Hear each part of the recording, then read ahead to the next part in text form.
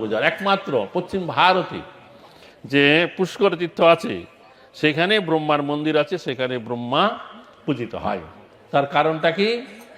তার প্রতি একটা অভিশাপ দিয়েছে তার পত্নী সাবিত্রী, যে এই জগতে কেউ কোথায় তোমার পূজা করবে না, একমাত্র এই পুষ্কর ক্ষেত্রে তুমি পূজিত হবে। তার কারণটা হয়েছিল কি, একবার ব্রহ্মা ওই পুষ্কর তীর্থে এসে তিনি একটা যজ্ঞ করেছিলেন। তো সেই যজ্ঞে বড় বড় যত মুনির আসে, ভৃগু আদি মুনির এসে তারা নিমন্ত্রিত হয়েছিলেন। এমনকি শিব ঠাকুর এবং ভগবান নারায়ণ, অন্যান্য সমস্ত দেবদেবীরা সেখানে উপস্থিত হয়েছিলেন। তখন যে কোনো যজ্ঞ পূজা ইত্যাদি কার্য করতে গেলে কাউকে পুরোহিত পূজে বরণ করতে হয়, সেই পুরোহিতের তত্ত্বাবধানে সেই যজ্ঞ করতে হয়।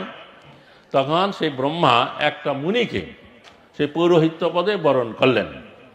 তখন সেই মুনি বললেন, দেখো ব্রহ্মা, আমি তোমাকে যজ্ঞ করাবো। তো তিনি টিকা পাঞ্জি দেখে বললেন যে একটা শুভ মুহূর্ত আছে, সেই শুভ মুহূর্তে তুমি এবং তোমার পত্নী দুইজন একত্রে বসে এই যজ্ঞে আহুতি দিবে, তোমার যজ্ঞ সম্পূর্ণ হয়ে যাবে। তখন সেই বলে মুনি ব্রহ্মাকে বসিয়ে সেখানে যজ্ঞ করতে শুরু করলেন। হরে কৃষ্ণ, কথা কেন? তখন কি হলো, যজ্ঞ চলতে লাগলো। এখন ব্রহ্মার পত্নীর নাম হচ্ছে কি সাবিত্রী। তো সাবিত্রী এবং ব্রহ্মা তারা থাকে সত্যলোকে, ব্রহ্মলোকে। তো সাবিত্রী দেবী ইতিপূর্বে কখনোই এই মত্তলোকে পৃথিবীতে কখনো আসে নাই, এই প্রথম আসছে। এসে তার একটা ইচ্ছা হলো যে পৃথিবীর লোকটা, মত্ত লোকটা কেমন একটু ঘুরিয়ে দেখি। তখন তার কয়েকজন দাসী সখীকে নিয়ে তিনি একটু হেঁটে বেড়াচ্ছিলেন, দেখতেছিলেন। তো দেখলেন, বাহ, এই পৃথিবীর লোকটা তো মন্দ নয়, সুন্দর নানা রকম বাগান, ময়ূর, হরিণ ঘুরে বেড়াচ্ছে। এখন আপনারা যাবেন রাজস্থানে, বৃন্দাবনের ওদিকে দেখবেন অনেক ময়ূর ঘুরে বেড়ায়, হরিণ ঘুরে বেড়ায়। তো তার খুব ভালো লেগে গেল, হেঁটে হেঁটে ঘুরে ঘুরে দেখতে লাগলো। আর এদিকে যে ব্রহ্মা তার স্বামী যে যজ্ঞ করতেছিল, তখন এক সময় সেই মুনি পুরোহিত ব্রহ্মাকে বললেন যে, হে ব্রহ্মা, এখন তোমার পত্নীকে ডাকো, তাকে তোমার পাশে বসাও, আর দুইজন একত্রে যজ্ঞে আহুতি প্রদান করব, তোমার যজ্ঞ সম্পূর্ণ হয়ে যাবে। হরে কৃষ্ণ, এই কথা বলছি কেন? তখন ব্রহ্মা তার সেবকদেরকে বললেন, তোমরা তাড়াতাড়ি যাও, আমার পত্নী সাবিত্রী কোথায় আছে তাকে ডেকে নিয়ে আসো। তারা তখন খোঁজাখুঁজি করছে, খোঁজাখুঁজি করে তাকে আর পায় না, সে আর বলে যায় না কোথায় গেছে। কোথায় যে যাবে তা কোনো নির্ধারিত ছিল না। তখন তারা খুঁজে আর তাকে পায় না। এদিকে সেই সময় চলে যায়, ব্রহ্মাকে বারবার পুরোহিত বলে, এই ব্রহ্মা, তাড়াতাড়ি তোমার পত্নীকে নিয়ে আসো। সে আর খুঁজে পায় না। তখন কি হবে? তখন তো আর এখনকার তো মোবাইল ফোন ছিল না যে, হে সাবিত্রী কোথায় আছো, তাড়াতাড়ি চলে আসো। তখন কি হলো, তখন সেই মুনি তো রেগে গেল। সে তখন বলছে, এই ব্রহ্মা, আমি তোমাকে যজ্ঞ করতে বসাইছি, আমি তোমাকে এই শুভ মুহূর্ত নষ্ট হইতে দিতে পারি না। তৎক্ষণাৎ সে পৈতাটা আঙ্গুলে জড়াই গায়ত্রী মন্ত্র উচ্চারণ করে সেই যজ্ঞে আহুতি প্রদান করে দিল। আর সঙ্গে সঙ্গে সেই যজ্ঞ থেকে একটা দিব্য কন্যারত্ন উৎপন্ন হয়ে গেল।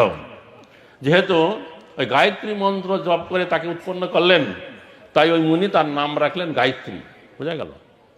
তখন সেই মুনি বলেন, দেখো ব্রহ্মা, আমাদের বৈদিক শাস্ত্র অনুসারে 8 রকম ভাবে বিবাহ হয়। তার মধ্যে এক রকম হচ্ছে গান্ধর্ব মতে, একজন আরেকজনের গলায় মালা দিবে, দুজন দুজনের গলায় মালা দেবে, আর 4 চক্ষের মিলন হবে, বিবাহ হয়ে গেল। তো তুমি এক্ষুনি এই কন্যাকে এই গান্ধর্ব মতে বিবাহ করো, তার দ্বারা যজ্ঞ করো। তখন ব্রহ্মা তাই করলেন, তার গলায় মালাই দিলেন, সে তার গলায় মালাই দিল, 4 চক্ষু মিলন হলো, ব্রহ্মার পাশে সে গায়ত্রী দেবীকে বসাই দিল। তখন সেই মুনি যজ্ঞ করতে লাগলো, সাহা সাহা। এইভাবে যজ্ঞ করতে করতে যজ্ঞ যখন সম্পন্ন হলো, তখন সেখানে সাবিত্রী দেবী এসে উপস্থিত। এসে দেখছে, হায় হায়, এ কি, তার স্বামীর পাশে কি আরেকজন সুন্দরী রমণী বসে আছে, ব্যাপারটা কি? তখন তিনি জানতে পারলেন। তার আসতে বিলম্ব হতে দেখে তার সেই মুনি ওই যজ্ঞে আহুতি দিয়ে এই কন্যাকে উৎপন্ন করেছে, নাম গায়ত্রী দিয়েছে, আর তার দ্বারাই ব্রহ্মা কি করে সেই যজ্ঞ সম্পন্ন করে ফেলেছে। আর যায় কোথায়? তখন সেই সাবিত্রী দেবী ভীষণ রেগে গেল। তার কার উপরে?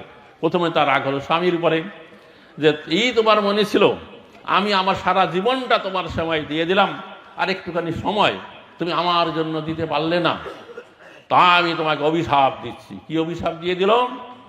যে তুমি এই জগৎবাসীর লোক কেউ কোথায় তোমার কোনো পূজা করবে না, তোমার কোনো মন্দিরে থাকবে না, একমাত্র এই কুরুক্ষেত্র এই পুষ্কর তীর্থে তুমি পূজিত হবে, তোমার মন্দির থাকবে। এই জন্য ব্রহ্মার পূজা সারা বছর কেউ করে না, একমাত্র পুষ্কর তীর্থে পশ্চিম ভারতে যে আছে সেখানে তার মন্দির আছে, তার